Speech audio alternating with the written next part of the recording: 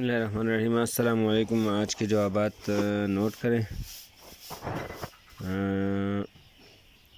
इसका जो question number 1 का जो आंसर है वो है ऑप्शन नंबर 2 मक्खन। क्वेश्चन नंबर 2 का जो आंसर है वो आसान है, ये है लाहौर।